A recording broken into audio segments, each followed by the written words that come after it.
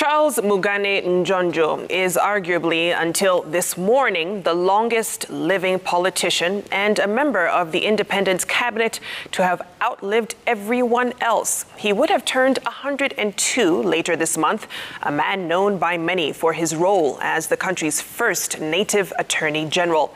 Njonjo, a man of many firsts, was central in Kenya's first presidential transition and one who worked the legal tricks for his masters until he was unceremoniously dethroned from the system of power.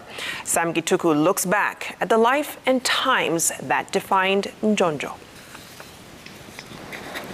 Raila, you said I'm not going to speak when I come here.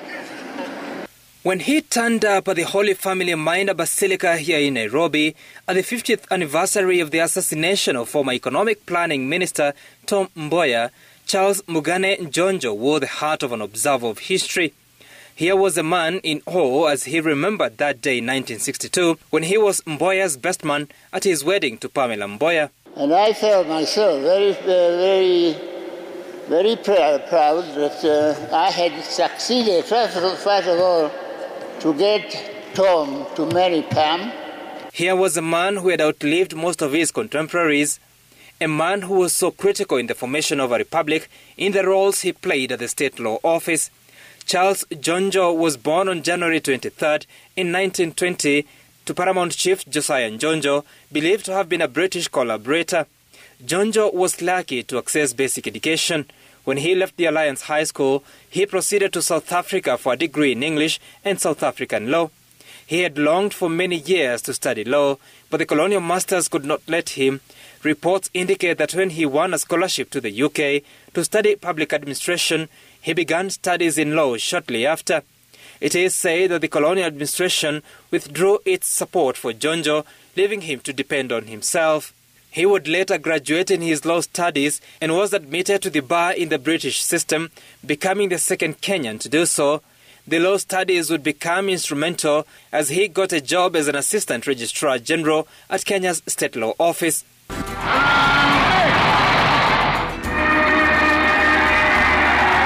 When Kenya gained her independence, Njonjo was appointed the first Kenyan native attorney general, a role he served for a record 17 years.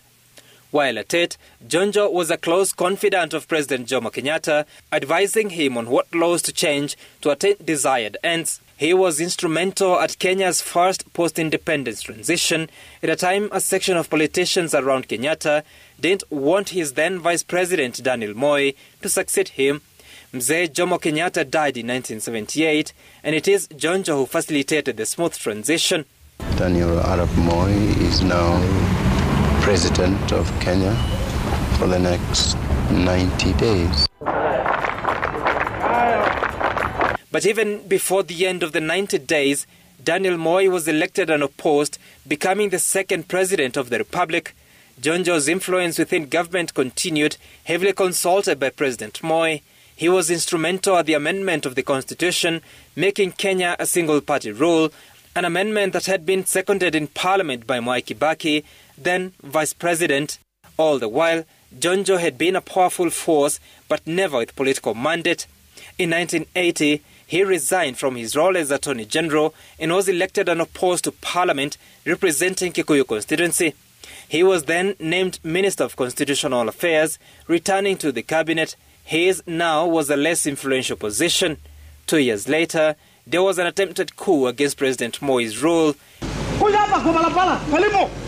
An alarmed Moi was keen on cleaning up his administration. A judicial inquiry against Njonjo would find him to have abused office, forcing him to resign. He left the political scene, never to run for office again. Njonjo married Margaret Bryson in 1972. He was 51, and together they had 3 children. When he turned 100 years old in January 2020, Njonjo reflected on his long life. I have also had the greatest joy and privilege of grandchildren. To date, 6 of them, all of whom have the most uplifting effect on my energy and love for life. For this, I am truly grateful to God. I thank you all. Njonjo has passed on 21 days before his 102nd birthday, the end of a life of many seasons, many experiences, and important hallmarks that defined the country. Sam Gituko, Citizen TV.